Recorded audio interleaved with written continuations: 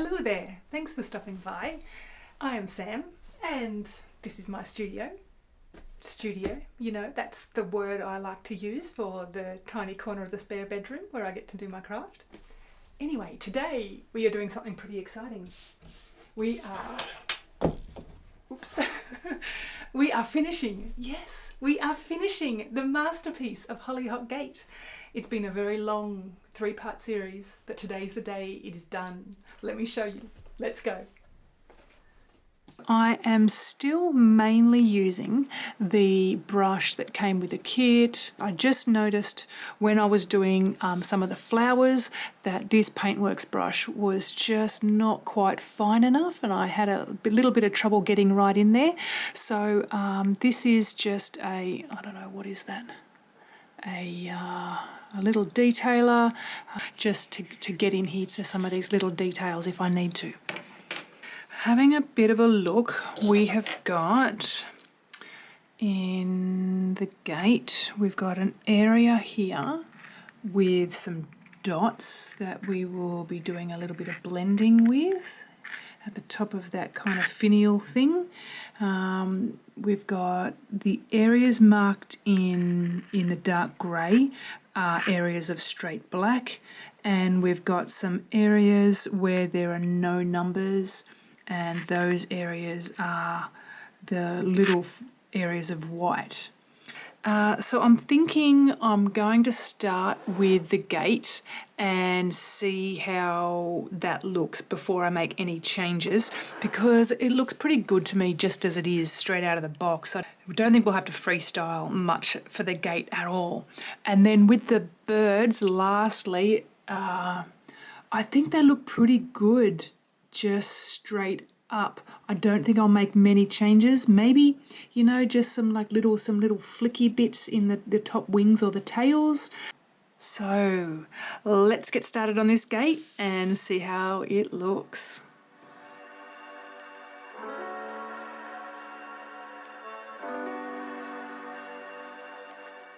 I've added that colour.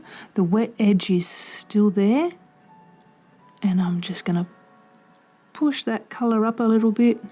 It goes around to the sides. Alright, I'll just push that into that wet paint.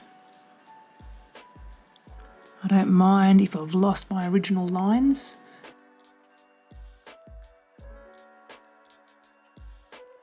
I think it's looking round. Does it look round? The whole point of this blending is to get this thing to look nice and round. Alright, I think I'm going to leave it at that.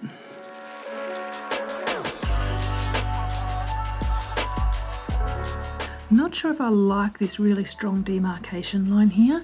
I think I'm just going to rub it and smudge it a little bit. Yeah, that's better.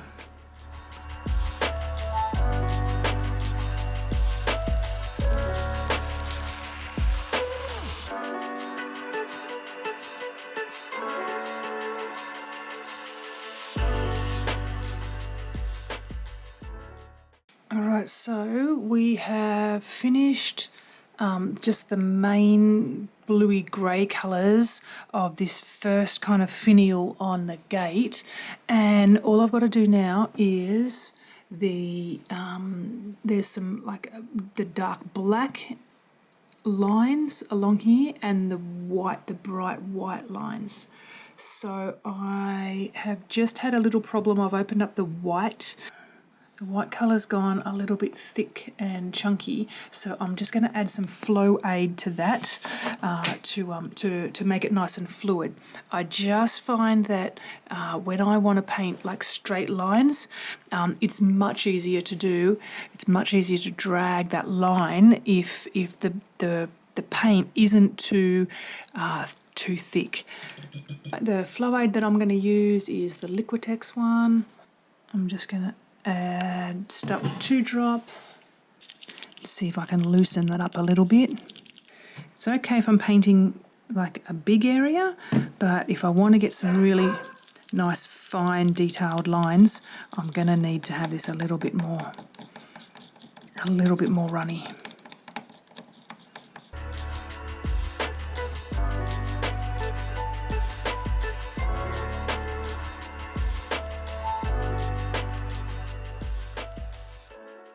So that is the first little finial spike thing of the gate done.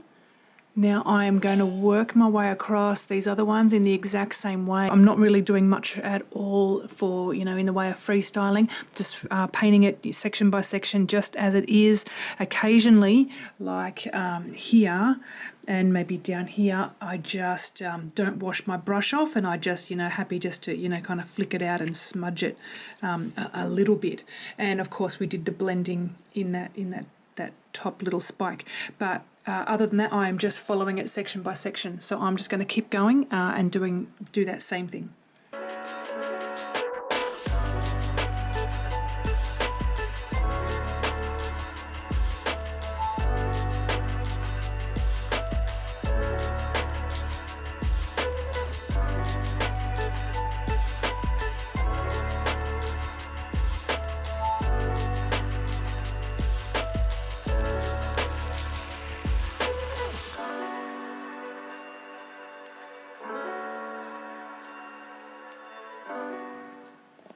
Okay, I think we are done with the gate. Let's bring you up.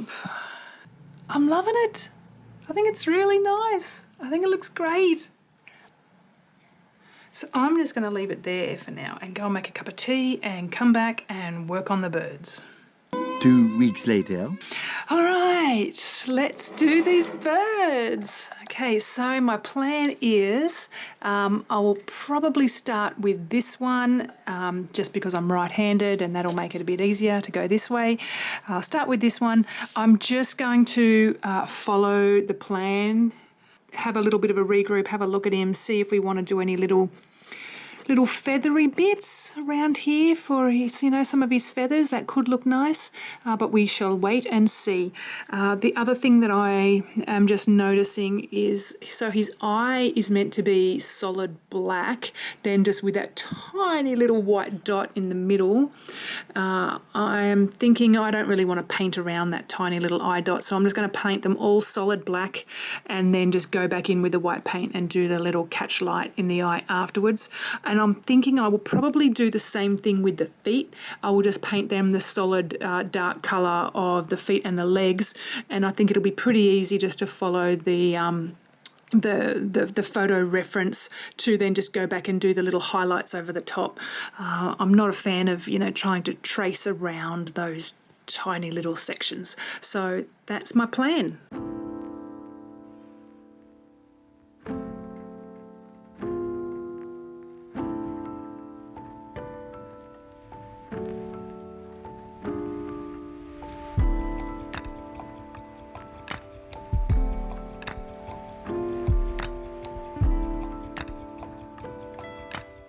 Alright, so he is pretty much done just for painting inside the lines and sticking with the plan, and I think he looks pretty cute. I still need to add his little eye highlight back in again, but just for looking at his feathers, if you wanted to stop here and call it a day on him, I think he looks pretty nice just according to the plan. But I just want to get him to look a little bit fluffier and get his little belly here to look a little bit less lineated here between these different cells. So what I'm going to do is I'm going to use my little fine liner brush here. What is it? It is a 50 liner. It's about 3/4 of an inch long. Not a lot to it, so it's a lining brush, and I am going to kind of start at his butt about here, work my way up, so that the feathers kind of go on top of each other as I work my way up, and just give him a little bit of a feathering. I've got no idea what I'm doing. I'm just going to, see how this goes. But if there's one thing that I've learned from this kit is that it is very difficult to create a nice little skinny fine line with thick paint. So if I want to get little tiny brushy strokes here along his belly, the only way to do that is to have very thin paint. I am going to take this darker grey colour And I am just going to scoop a little bit of that out, pop it into the lid, just so that I can have a little bit that is really runny mixed up with some flow aid. So I'm just going to add probably 2 drops of flow aid. Normally you would add, you know, just a drop or 2 to the entire little pot, but I just want some really runny paint to be able to get some little tiny strokes. I mean, I didn't need to do this in the lid. I've just done it in the lid because I'm lazy. If I had my ceramic palette next to me, that would have been better, because now I've got runny paint in the lid. But I'm nearly finished this kit, so that will be fine. I can wash these pots out sometime soon once we're done. But that will do me for today. So see how this is now some really loose, thin paint. I'm just going to pick up a bit of that and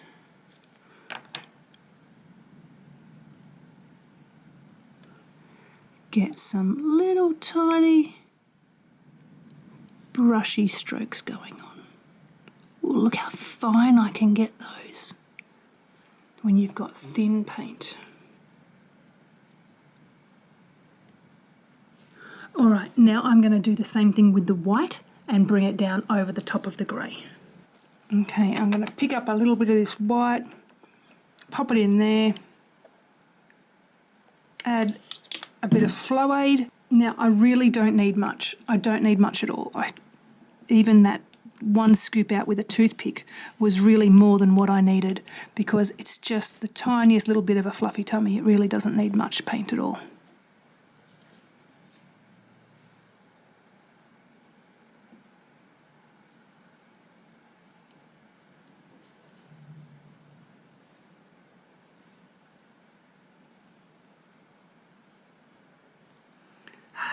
I think that looks great.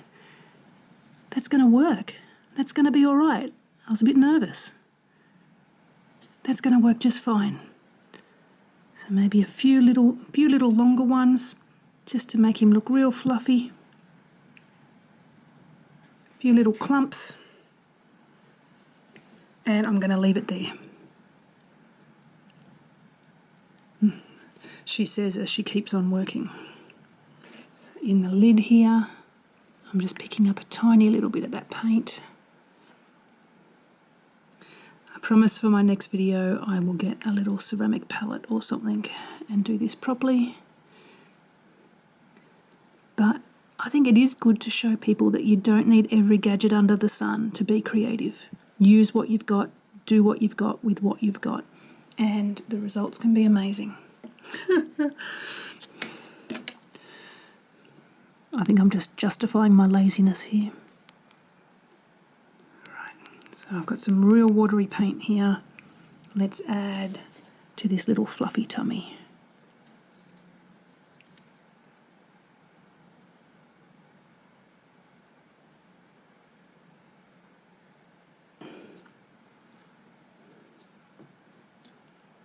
Maybe a little bit more over here.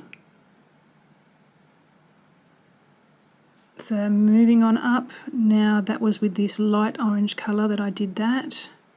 Just going to give it a bit of a second touch up here. Now let's go to this darker orange and bring it down over the top here. And here we go, same thing again, darker orange. Maybe a little bit here on top of that one, a bit here on top of that one.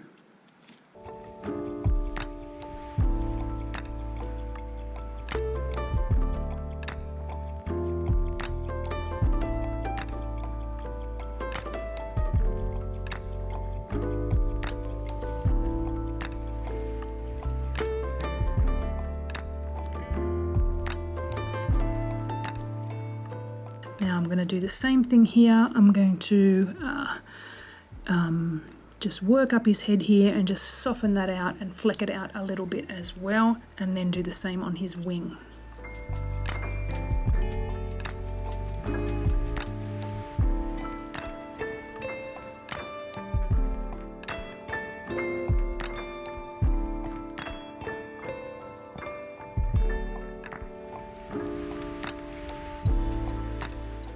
Okay, so he is done. I'm going to call that a day. And look, to be honest, please don't be scared of doing something like that. If anybody thinks that doing something, making, changes like that is beyond them and that they don't think they can do it, this literally, it took me less than 5 minutes to go from here is what he looked like in the beginning to a little Mr. Fluffy Butt now on the right. And it really was just a very, very basic brush. This is not an expensive brush at all. And I think that the effect is totally worth it. I'm just going to use the end of my kit brush.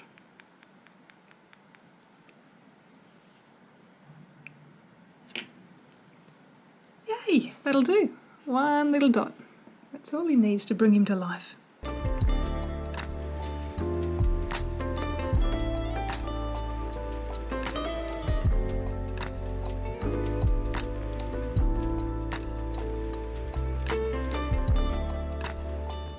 Okay, so he is finished now.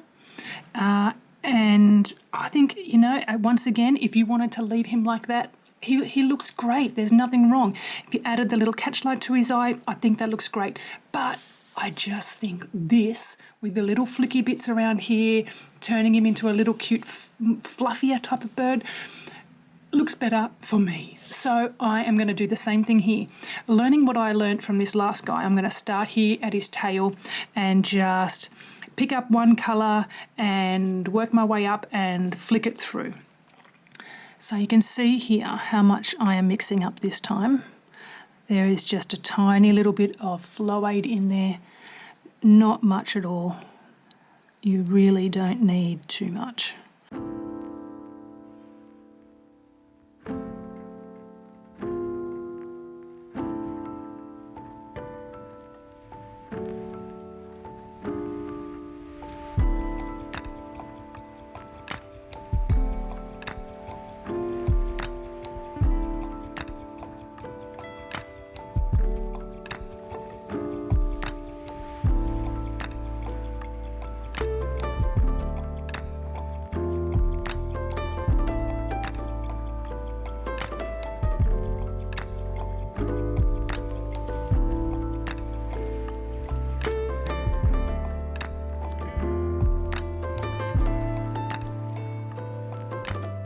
Alright, I think he is done.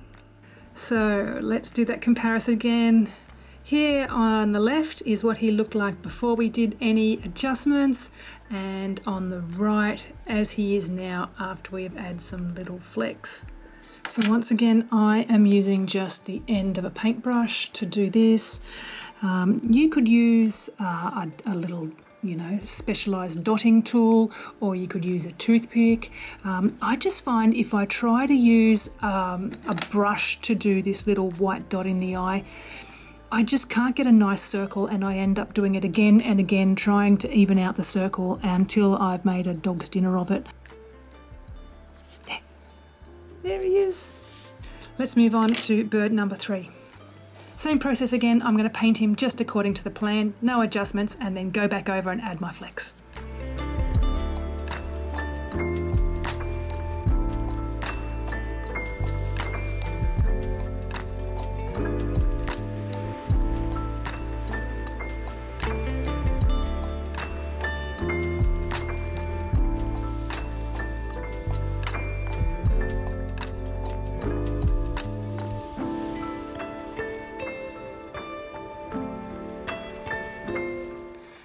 So there we go, bird number 3. That is how it looked before and after with a little bit of feathering. Do not be scared of doing something like this. It took me about 5 minutes just to go over and do these little flicks just by picking up the colours that were already there. I didn't reinvent the wheel. I didn't have to come up with my own painting ideas. I just followed the cells as we'd already painted them and just drag them out with that tiny little brush. So now that this is finished, let's recap and do a little bit of a final review.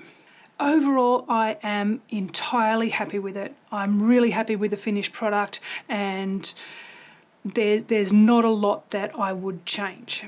Starting with the board, this board surface, I really liked it. I think it's great. I did gesso it, and it hasn't warped. I didn't have any problems with that. It's still sitting entirely flat. And remember, this took me over a year to finish. So it's had a lot of time to do that, and it hasn't. It's been, the board surface structure has been great. The printing was in like a soft grey for the majority of it, and the symbols were really clear, easy to read, and I think the rendering of the image has been lovely. I think that's been great. I was able to paint nearly the entire kit just with the kit brush as it came. As a crafter, I like to keep things simple. I don't like to complicate things, and I want people to think that you don't need every gadget under the sun to be creative. You could paint this kit simply with the kit brush as it comes. However, I did find that because I wanted to add all this little feathering, these two brushes were really very, very, very handy. So that was the little 510 detailer, which is a little tiny short one, was really very good for getting in some of those smaller paint cells. And I used the 50 liner for all of the flicky little feathery brush strokes that we did in the bird. So they were good to have. However, if you didn't have them, you would still more than capably be able to finish this painting just with the kit brush. The paints. I had more than enough paints to finish this artwork 3 times over. You can see how much extra I added. There's probably about 3 coats in the background because of the blending that I did there. And I was quite worried because I hadn't had a kit where you had to mix colours before. So I went ahead and mixed up all of my mixed colours in one go when I first got this kit. And after I'd done that, I got a few comments saying it's not such a great idea because you can run out of paint and then you might regret that you mixed more than what you needed. But as it turns out, I had more than enough. All of my mixed colours have still got a lot in them, and all of my the primary colours are still more than half full. There's still a lot in there. Another thing I would like to say is I absolutely love these little linked together pots that came with the kit. This kit, as I said, is over a year old now since I first cracked these and started painting it, and all of these are still wet and usable. None of these in the kit pots have dried out. None of them. They are all still wet even after all this time. I did have some of these in these AliExpress pots that did dry out, and I did have to mix them up again. And I've still had more than enough paint to go around. So now, what about a roasting? If I had to roast this kit, it would have to be about the quality of some of the paints. There is a huge inconsistency in the viscosity of the paints. The red and the black and the dark blue in these pots is very thin and quite watery. All the whites, the yellows, the greens and the blues, the light blues, are quite thick and chunky and needed watering down, so they're not consistent. I was still able to fix it with a bit of flow aid, but if I have to come up with something to roast it, that's what I would say. The other thing is that the fluoro pink number 12 and the yellow, the bright yellow, are entirely transparent. I'm not sure if the camera's picking it up, but I can see it. I can still see some of the numbers through them, even after 3 or 4 coats. It's going to need a bit more work just to cover up those, which I'll go back and do later. I think that's it. And so there is nothing left to do now but take some glamour photos. Thanks everybody for hanging around. This was a very long 3-part series of one little kit, but as you can see here, the end result has been beautiful. I really love it. It's really sweet, it's cute, the colours are bright and vibrant. If you're interested in how I will finish this off with varnishing and hear what I say about that, hit the subscribe button so that I will pop up in your YouTube feed new videos whenever I make them. See you later, guys. I will see you next time. Thank you so much. Bye now.